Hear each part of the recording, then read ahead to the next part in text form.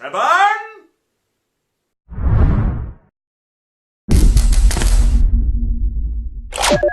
How you doing, guys? Big Mac Dansko here today, back once again with another episode in my Conquest series for you. Today we'll be taking a look through the pages of issue 74. So, what do we get in issue 74 of Conquest? Well, we get the Tallyman. Not only that, we also get information on Sergeant Cronus and Space Marine eliminators, which is all very exciting stuff. The Tallyman model itself is a Death Guard character model.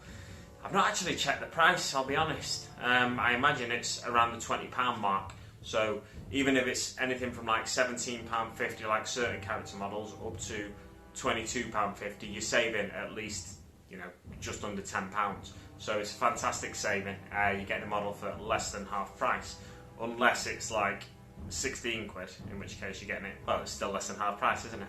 Anyway, on to what else is inside the issue. Let's turn to the first page.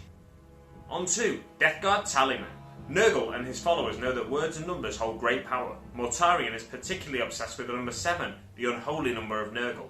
The Tallymen are responsible for preaching the value of this number, attracting the blessings of the Plague God with their endless count. So they just walk across the battlefield counting all sorts of things. They're counting how much ammo has been spent, how much ammo remains. They're counting how many units have been destroyed. They're counting how many individual Plague Marines have been killed. They're counting all sorts of things just in order to please Nurgle. And they always count up to 7. The title is Tallyman. Role, spiritual leader and keeper of diseases. Duties, preaching Nurgle's creed and empowering allies. Notable conflicts, the Plague Wars and War in the Rift. Turning to the next page, we get a few more details here. They carry the tomes and parchment, or they carry tomes and parchment rather, which is where they scribble down their scratchings onto a bit of paper. They keep a record of their counts. Nurglings as well on the model. Nurglings attendants caper around the Tallyman's feet, carrying his writing equipment and passing fresh scrolls to him whenever they are required. Vox speakers, they've got Vox speakers in order to convey their words across the battlefield, including the count and the scratch of his quill.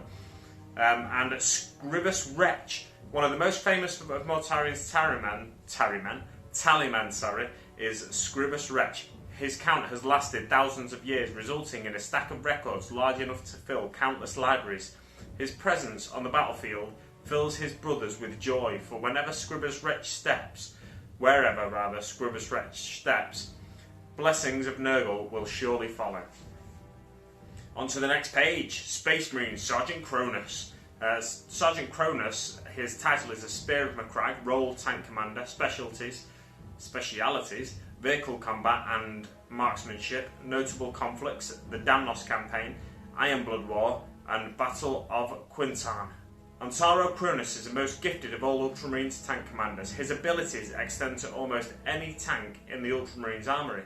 Few other tank commanders can match the accuracy of his fire. So Cronus takes it upon himself to learn the inner workings, the outer workings, learn every little detail of each tank that he commands. Many tank commanders specialise in commanding a single type of tank and manoeuvring a simple type of tank, firing guns and stuff like that. Cronus takes it upon himself to hop from tank to tank in order that he has the greatest knowledge of anyone. He doesn't even really answer to captains or anything like that. He commands entire forces himself. Spear of Macragge is an ancient title awarded to the Ultramarines' greatest tank commander. Currently, this is Sergeant Antario Cronus. When he leads a formation of tanks to battle, the formation is also referred to as the Spear of Macragge. As the Spear of Macragge, Cronus is not subject to orders of a captain and answers only to the Primarch and Lord Macragge, Marnius Calgar. So yeah, like I said, he doesn't really answer to captains and anyone less than Lord Macragge himself, Marnius Calgar, and the Primarch Rabute Guilliman. Onto the next page, we get to learn about Space Marine suppressors. These have dropped in from out of nowhere. Well, yeah, they weren't in existence, much like the infiltrators and the incursors that we learned about in last week's issue. The suppressors have dropped in out of nowhere, completely didn't see them coming. I didn't expect to see anything about Vanguard Marines in Conquest. It's only these later issues that they've suddenly appeared. Suppressors are rapid response troops who use their jump packs to reach vantage points before using their heavy weapons to suppress enemy infantry and destroy heavily armoured foes. Their title is Suppressors. Battlefield role, fire support. Specialities, infantry suppression, anti-armour and flying infantry. Notable conflicts, the assault on Nemengast and the Plague Wars. Turning to the next page, it just gives us a few more details about the war gear of the suppressors. They wear a hybrid type of armour. It's Omnus armour, which is made up of components of the Phobos armour that you see on your intercessors and on your Reavers. Do you see it on intercessors actually? I think Phobos is like the standard looking armour, and a stripped back armour that you see on Reavers. The standard that you see on intercessors and the strip back that you see on Reavers, and it also contains components from Gravis armour to give it extra strength where they need it. They have grab veins on the backpack in order to control their descents. They have a massive ammo belt that contains supposedly foot-long shells so that they fire out. If that ammo belt is a foot wide, then that Marine is about 12 feet tall, which a Primarch is supposed to be 12 feet tall, not a Marine. But I'd have to actually measure that up. Maybe it actually works out and he's actually between 8 and 10 feet tall. But anyway, it also contains, the gun has smoke launchers on it so they can mask their descent. And other weapons, sometimes they carry frag and crack grenades, or they do carry frag and crack grenades. They have these massive accelerator auto cannons that fire foot-long shells. And on to the next page we get Space Marine eliminators, which it does tell us about on the front cover actually. So these guys weren't as stealthy sneaking in like the incursors and the infiltrators in the last issue. But they do have camo cloaks, yet somehow we saw them coming. Eliminator squads are snipers that belong to the Space Marine Vanguard. They operate in the shadows of the battlefield, picking off targets of opportunity with their weapons. Unit type, snipers, battlefield role, Vanguard fire support. Specialities, I've done it again. Assassination, anti-armour, anti-infantry. It can be any one of those things depending on the ammo which they use. Notable victims, Chaos Lord Andar Spyrax and Gorskar Faneblade. On to the next page, it gives us a few details about the various types of weapons they carry. They all have bolt pistols. In case the enemy gets up close and personal with them, they have something to defend themselves with. They also have bolt sniper rifles, which is an adapted bolt rifle basically. It's got a longer range than your standard bolt rifle. They have the option of taking a las fusel, which is basically like a small las cannon, and instigator bolt carbine as well, which is a gun the sergeant can take. It sacrifices the extra range of the bolt sniper rifle, but it's easier to move across the battlefield with and continuously fire when you're moving from position to position. So they can take different types of ammo, like I said. They can take hyperfang rounds, which detonate in a shower of shrapnel. That's good against like closely packed units of infantry, like let's say hordes of poxwalkers. They can take executioner rounds, which are high-tech missiles guided by a small computer system. They can even change direction mid-flight, or they can also take mortis rounds, which spew toxins into the flesh, causing a target cells to break down, killing them in seconds. On to the next page, we get how to build Tallyman. So it's a single-page guide, or a reverse-page guide, I suppose. So technically 2 pages on how to build the Tallyman. You can see all his components separated there. He's got a left arm which is holding his board, which has his scroll work on it, which is scraping his tally on, and under that left shoulder pad he's got his plasma pistol, and he's got various different items about his person. And then we get how to paint the Tallyman. It's 1, 2, 3, 4, 5, 6 pages in total, and we get a nice paint job at the end. One thing I've noted about this magazine though is there's a very blurry picture of the Tallyman here on this magazine, and hopefully I can convey that on the screen behind me here. But yeah, it's not that I've shook when I've taken the picture, it's a bit of a blurry picture. The front view we get of the Tallyman, it just looks kind of fuzzy. Not as crisp as some of the pictures we'd expect in this magazine. Yeah, so 6 pages of how to paint, and you get a nicely detailed painted miniature at the end of it, which is fantastic. We should be doing that with all our miniatures really at this stage. The next page we get power in numbers. So this is our mission. The sacred number 7. A Tallyman's count has a great power. Each time he counts to 7, Nurgle's blessings are earned. The bigger and more deadly the battle, the greater the tally, and the more powerful Nurgle's blessings become. Typhus and Lord Felthius believe that the Tallyman's count can be used to break down the walls of reality, turning the surface of Corvan 2 into a vast rotting demonic garden. So they need to achieve various objectives across 3 missions, the Death Guard, in order to gain a victory in this particular mission 57. We've got a tally scroll here which has 7 objectives for you to hit in order to win over the course of the 3 battles. So the first one is, and they're all related to 7 as well, the first one is 7 disgustingly resilient rolls passed in 1 turn. So whenever your Death Guard models take a wound, you roll a disgustingly resilient, as long as it's got that rule, the unit. You roll a disgustingly resilient dice.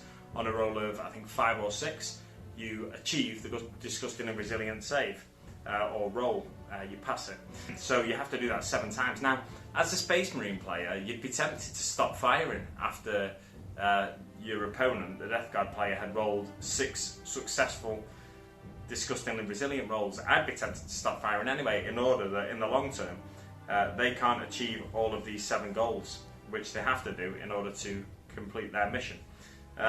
They have 7 supercharged plasma shots fired in 1 turn as well, 7 Ultramarines models slain in 1 turn, 7 Poxwalker models slain in 1 turn. Again, maybe don't shoot the Poxwalkers if you're the Space Marine player. 7 psychic tests passed in 1 game, 7 Death Guard command points used in 1 game, and 7 victory points earned over 3 games. Interestingly, I had a thought when I was reading this the first time round. With the Poxwalker models being slain, 7 of them in 1 turn, could you forego your disgustingly resilient roll to just let them be slain anyway? I don't know if you can actually do that. You can forget your rules and not roll for disgustingly resilient. But if you wanted to ensure a unit of Poxwalkers died, a unit of 7 Poxwalkers died, or a minimum of 7 Poxwalkers died in 1 turn, you could just forego your disgustingly resilient roll, as long as in a previous playthrough of the mission you've already achieved the 7 disgustingly resilient rolls passed in 1 turn. So it's just something for you to think about as both as the Space Marine player and as the Death Guard player. You know, are you going to activate one of those objectives? Okay, the Tallyman cometh. The Death Guard have launched a huge assault on several Ultramarines positions. This mission is designed to be played 3 times, with the Death Guard player attempting to achieve the objectives on the tally scroll shown on the previous page. The battlefield set up in the typical way, with 3 battle mats side by side. You've got deployment zone A in the red, deployment zone B is the yellow one. Roll off, starting with the winner, take it in turns placing the mats in the layout shown above. Then place the terrain in an agreed manner. If you can't decide, refer back to tutorial mission 21, I think it is. It doesn't actually say that here, but I've read it that many times that I think I'm right. Roll off, and starting with the winner, each player places a single objective marker. The objective markers must be more than 9 inches from each other and from any battlefield edge. Each player selects a Battleforged army, maximum power rating 50. Deployment, the players roll off, the winner chooses a deployment zone. Players then alternate deploying their units, starting with the player who chose their deployment zone. After all units have been deployed, the player who finished setting up their army first can choose to take the first or second turn. Each objective controlled at the end of the game is worth 2 victory points. A player controls an objective if they have more models within 3 inches than the enemy. Enemy warlord slain, 1 victory point. Each game lasts 5 battle rounds. If the Death Guard player completes their tally scroll in 3 games, they are victorious. So the objectives don't really matter. All the Space Marine player has to do is prevent the Death Guard player from completing the tally scroll, and vice versa. All the Death Guard player has to do is complete the tally scroll. You don't really have to fight over the objectives or anything like that. What you could do is say, if the Space Marine player doesn't hold the objectives, then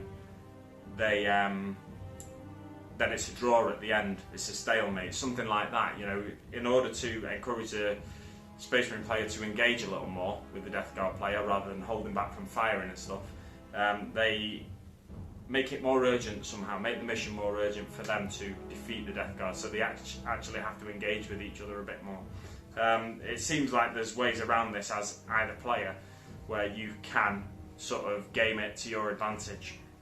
But anyway, that's just me perhaps dissecting the rules a little more than I should, and the objectives. Yeah, so we've got rules for the Tallyman in this issue as well, which is obvious because we've got the model. He's got typical Death Guard movement of 5 inches, weapon skill, ballistic skills, your typical Death Guard or Space Marine. Strength and toughness 4 and 5, wounds 4. He gets 3 attacks in close combat, and he has this typical power armor save and an 8 leadership. He's got a plasma pistol, which you can fire as standard or supercharged, both 12 inch range, pistol 1. Strength as standard is 7, supercharged is 8, minus 3 AP on both. Damage 1 as standard, 2 as supercharged, and on a hit roll of 1 when it's supercharged, the bearer is slain, so that's no good for you. He's also got blight grenades and crack grenades. His abilities are Death to the False Emperor, which is for each hit roll of 6 in combat, he gets to make another attack.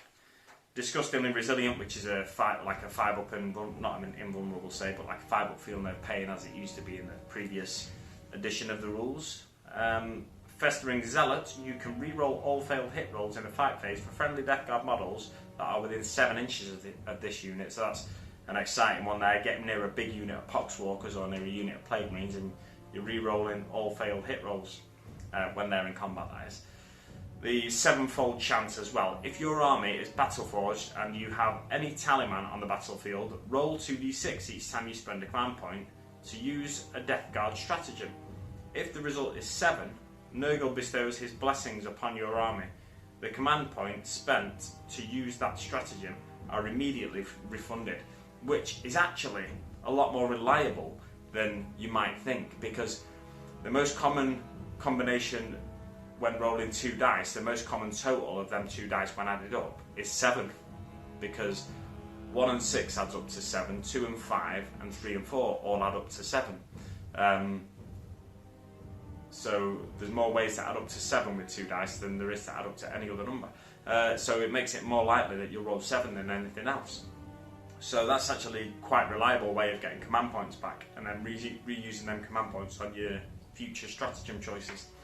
Turning to the back page. What are we getting in next week's issue of Conquest? Well, we're getting, wait a minute, no. What are we getting in issue 75 of Conquest? I'll tell you in a second. 76, I'll tell you in a second. 77, I'll tell you in a second. 78. Well, from issue 75 to 78, we're getting the Repulsor tank. The Primaris Repulsor, part 1 of 4, or part 1 to 4, which Primaris transport inbound. That's all you need to know, really. There's no further information on the back there. Even split over 4 issues. Interestingly, it's only 3 sprues over the Primaris Repulsor tank. So, are we going to get the tank sprues in issues 75 to 77, 76 to 78, or some combination of the others, and then maybe the base separately, something like that? Yeah. What do you reckon? Do you reckon they'll do it like that, or do you reckon they'll give us a transfer sheet in one of the issues, maybe? Yeah, let me know what you think in the comments below of the upcoming issues. It's still maximum £32 for a Primaris Repulsor, which is fantastic. I think it's £45, £50 kit, something like that, isn't it? So you're making a great saving anyway. Better than you get from a third-party retailer, that's for sure. Anyway, we'll leave it there for now, guys. Thanks so much for watching. Let me know what you think of the issue. Oh, and don't forget to check out the links to my Patreon in the description below and in the comments below as well, where you can help support the channel and ensure that I can cover the Mortal Realms magazines going forward. Thanks so much for watching, and I'll see you on the battlefield.